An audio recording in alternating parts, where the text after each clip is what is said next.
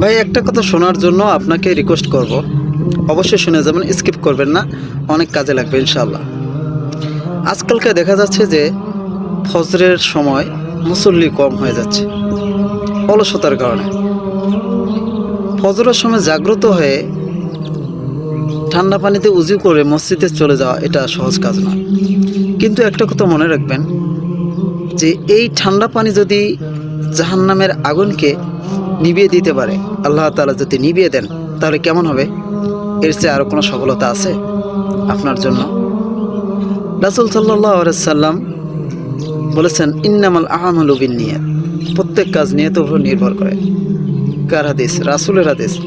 আপনি যদি এই নিয়তে নামাজ পড়েন আল্লাহকে ভয় করে, তাহলে আল্লাহ তাআলা অবশ্যই আপনাকে জাহান্নামের আগুন থেকে পানাহ দেবে এবং আপনাকে জান্নাত দেবে ইনশাআল্লাহ।